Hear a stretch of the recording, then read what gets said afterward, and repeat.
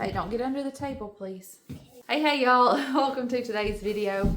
I'm Tiffany, this is Our Small Town Life, and we share what life looks like for us living in a small town in rural Alabama. We'd love to have you as part of our YouTube family. What you got? Is that your toy grasshopper? Was he under the table? I was wondering what you were trying to get. Can you show me your grasshopper? There it is. Mom. As I have shown clips lately, feeding our sourdough starter, I talked about baking sourdough bread, talked about Audrey, my teenager, enjoying baking sourdough bread. I've seen some questions pop up. Can you share your recipes? Tell us how you do it. Show us the sourdough things. So that's what we're going to do today. We're going to start with, I have a few recipes that I'm going to share with you over the next little while. Sourdough bagels are a huge hit in our family. Sourdough sandwich bread. Today we're going to start with what I think of when I think of sourdough bread, and it's that traditional crusty round sourdough. A bowl, so just a ball of bread. Oh, it's so good, y'all. We make it probably 3 times a week. Either I make it or Audrey makes it, and it's just so good. I'm going to share the basic recipe with you today. Sometimes we'll add things into it and do garlic herb or cheddar jalapeno. I'll tell you when you could add those things in. I'm just going to show you the basic recipe today. I also want to keep sourdough simple. I think it can get overcomplicated. People can overcomplicate it really quickly, and you don't have to. You can keep it simple. This is my sourdough starter, and I started this from a dehydrated, let's see if I can find it. I started it from this dehydrated starter. You can start with flour and water and build a sourdough. I find that can be a little finicky sometimes. If you can get your hands on a dried starter, and these are pretty easy to get. I got this at a local store. You can get them on Etsy. My friend Allie at Little Hill Homestead, they sell their dehydrated starter, and you just rehydrate it and it's ready to go pretty quick. I had the eggs. Yeah, that's our eggs. Eggs in the incubator. Also, if you know someone who's baking sourdough, see if you can get a little bit of starter from them. I'm sure they would be happy to share it with you, and it doesn't take much to feed it and have it multiply. So find a friend who's baking sourdough.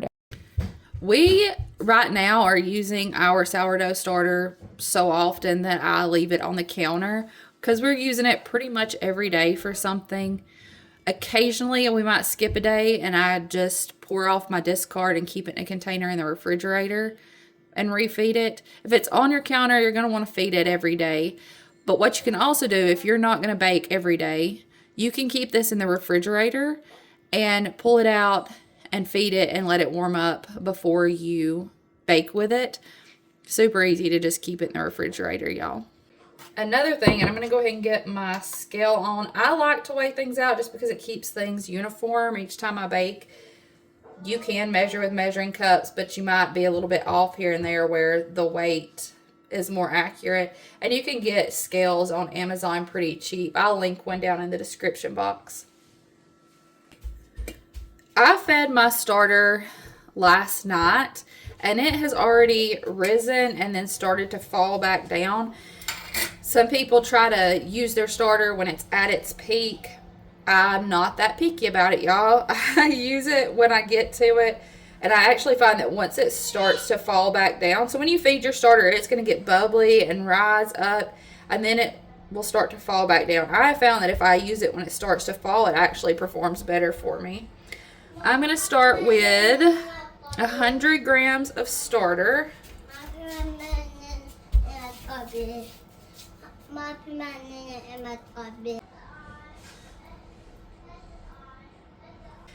I'll show you how I feed my starter in just a moment because I'm going to feed what's left in here. So before the video ends, I'll show you how to do that. The next thing I'm adding in is my water, and I'm doing 300 grams of water. And I'm going to go ahead and mix those together.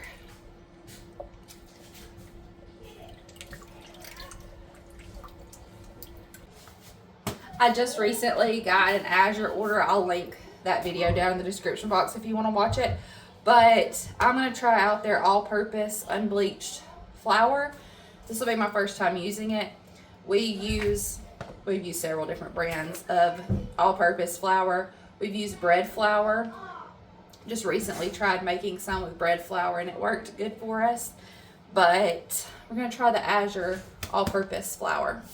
I got a 25-pound bag of it, so hopefully it works good for us. And I need 500 grams of flour, either all-purpose or bread flour.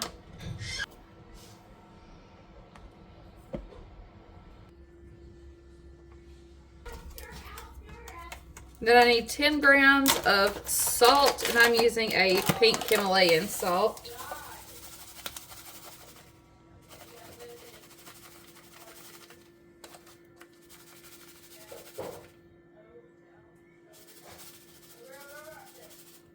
I'm going to set my scale off to the side since I have it out. I'll use it when I feed my sourdough starter. I don't always measure when I feed my starter, but since I got it out. Okay, I'm going to mix all of this together. That's all you need. Flour, water, salt, and your sourdough starter. And you can have delicious bread.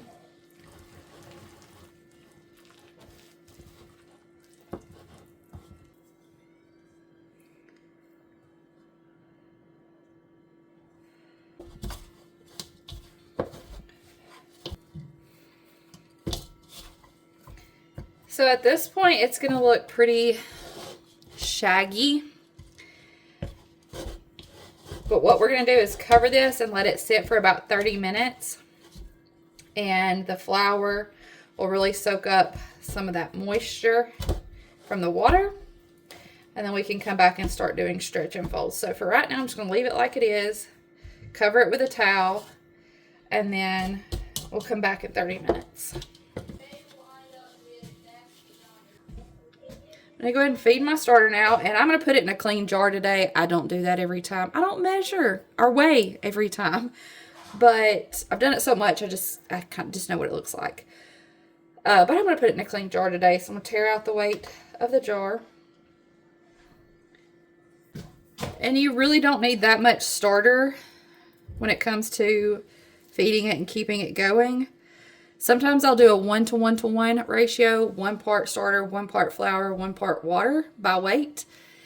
And sometimes I'll do 1-to-2-to-2. So 1 part starter, 2 parts flour, 2 parts water. It just depends. It just depends on the day and how fast I want it to rise. Because if you feed it 1-to-1-to-1, it's going to rise a little quicker. If you feed it more flour, then it's going to rise a little slower because it has more to eat.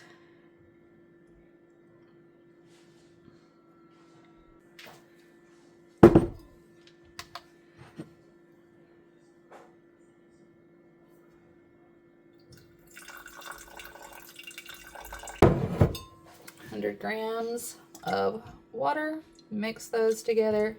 Then I'll do 100 grams of flour.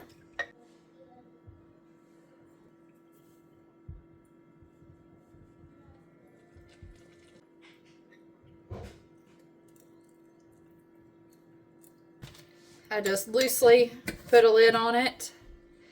And what I like to do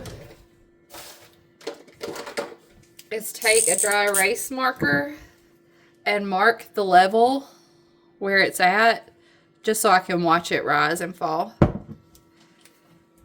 And I'll set this on my countertop and we can use it tomorrow. If I wasn't going to bake tomorrow, I would put this in my refrigerator until I was ready to use it. Alright, you can see that the flour has absorbed the water. It's been about 30 minutes. And I'm going to stretch and fold this. So I'm just taking one side, pulling it up and stretching it, and folding it over. I'm going to do that a couple of times. This is another one of those things where I try to not overcomplicate it. At this point, I'm going to dampen the towel that I'm laying over this to keep it from drying out, because we're going to let it sit on the counter for 8 to 10 hours. And I don't want it to dry out. So I'm just going to wet this towel, squeeze it out really good, and put it over the top just to help hold moisture in. And if I think about it and have the time, I'll come back and do 1 or 2 more stretch and folds an hour or so apart. If I don't think about it, it's not that big a deal. It will make a nicer loaf if we do the stretch and folds another couple of times. But say you're making this at night and you were going to let it sit on the counter overnight, then you may not want to get up several times to do stretch and folds. And that's okay. It'll still be all right. Sourdough timeline is another one of those things people have a lot of questions about, but honestly, it can be pretty forgiving. I mentioned that this is going to bulk ferment on our counter for 8 to 10 hours. You could do that overnight. You could do that during the day. We like to do a long proof in the refrigerator. So after it's done bulk fermenting on the counter, we'll shape it, put it in our Banneton, and put it in the refrigerator. It can stay in the refrigerator up to 3 days. We usually let it go 12 to 24 hours before we pull it out to bake it. But because we do that proofing in the refrigerator, it makes your baking timeline a little more forgiving. Just as long as you kind of plan to have it bulk ferment on the counter 8 to 10 hours before you put it in the refrigerator. Doing that long proof in the refrigerator also really helps when it comes to the good sourdough flavor and making it more easily digestible. If you didn't want to proof it in the refrigerator, you don't have to. You just may need to plan your timeline a little bit better depending on when you want it to bake, because after you do this 8 to 10 hours, you could shape it, put it in a Banneton or in a bowl, I'll show you that as well, and let it sit for another 1 to 2 hours and go ahead and bake it. My suggestion though, put it in the refrigerator and then you can pull it out and bake it whenever you want. Got some visitors. Hey there. Hi.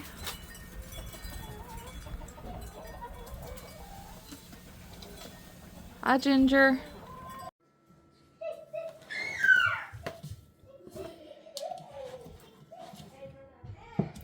It's been about an hour since I did the last stretch and folds. I thought I'd show you. You can see how the consistency is changing as it sits here. I'm going to do this at least this time. I may do it one more time, just depending on what I'm doing and what I think of it. But I wanted to show you how the consistency is changing.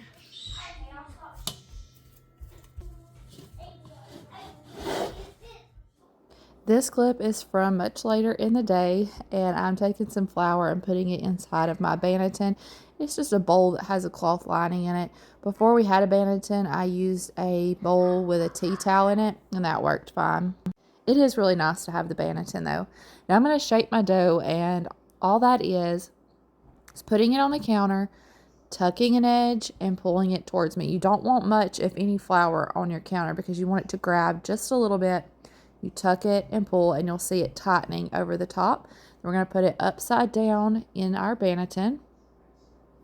I'm going to put a clean grocery bag over it, tie it up, and put it in the refrigerator until I'm ready to bake it. Having it inside this bag will hold the moisture inside.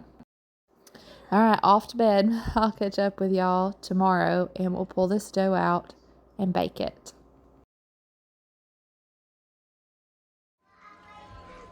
The ice maker just started. That's okay. It's not too loud.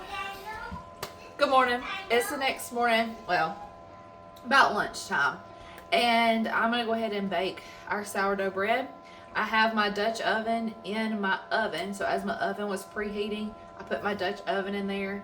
I have it preheated to 450 degrees Fahrenheit. I'm going to go ahead and pull my dough out of the refrigerator. I'll lay out a piece I'm going to lay out a piece of parchment paper. Taking my dough straight out of the refrigerator to the oven. It gives it a better spring if you put it in the hot oven with it cold. Open a new razor blade.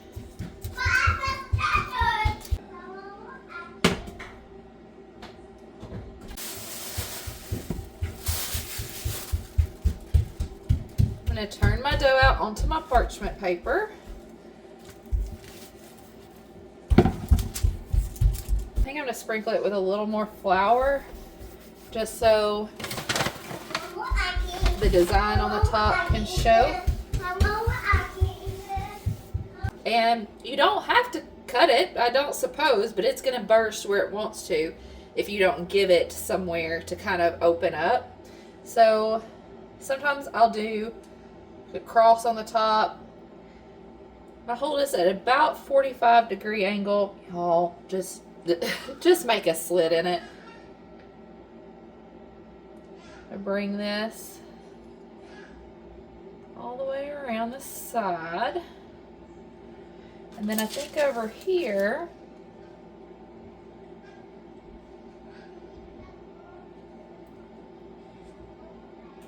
I'm going to do a little something too.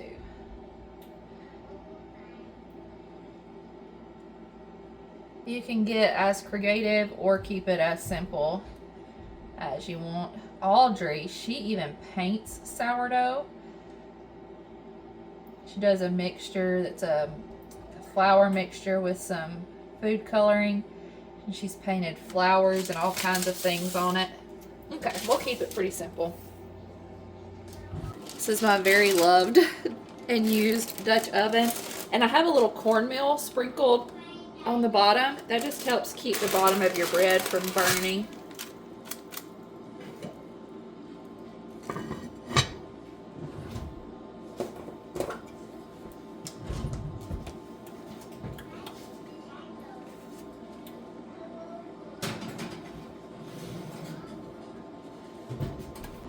I don't have any aluminum foil in my house right now.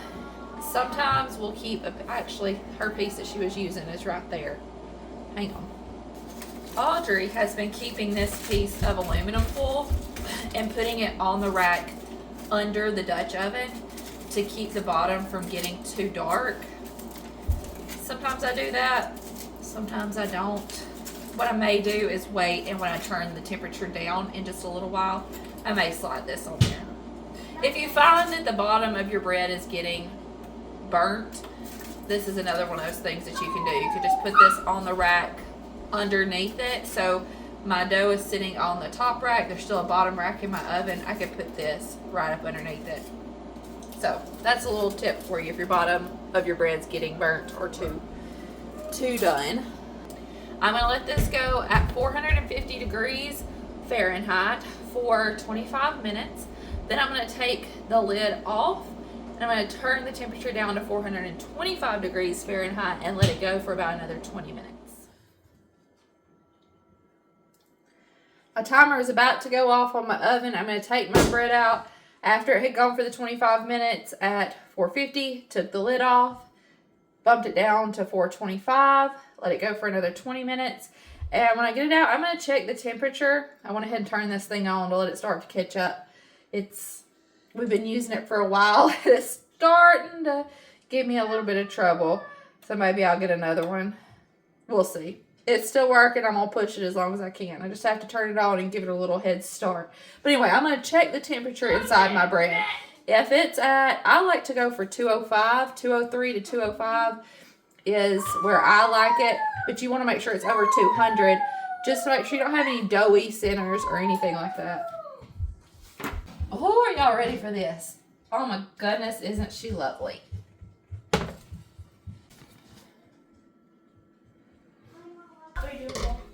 Just got this sourdough out of the oven. These parchment sheets are a little smaller than what I have been using. They make really cool bread slings, but I ain't got one of those yet. Normally, I can just grab both sides of the parchment paper and lift it out, but those sheets are a little smaller.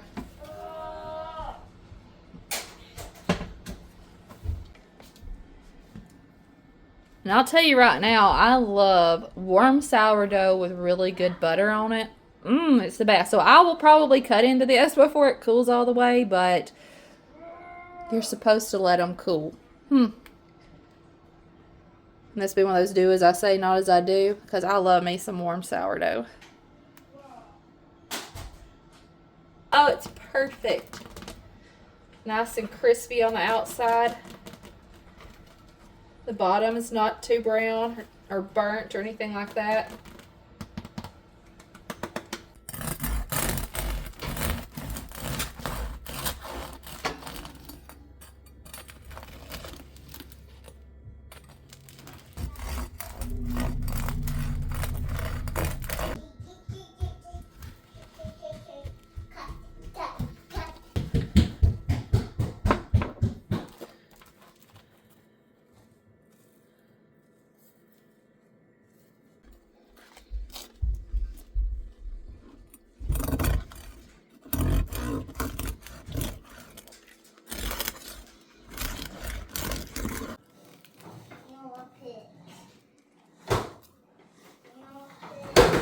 I don't know if it gets much better than that right there. Crispy outside, soft inside, just the right amount of sour flavor, and y'all some really good butter. This is the Mother's Choice butter. This is the Mother's Choice butter that I got recently from AZURE, and it's really good. I'm going to enjoy my sourdough. Hopefully I made this process seem fairly easy to you. Y'all, bake some bread. Have fun. Bake some bread. I love you. I appreciate you, and I'll see you in the next one. Bye, y'all. Oh. Bye, y'all. And stay tuned for more sourdough recipes.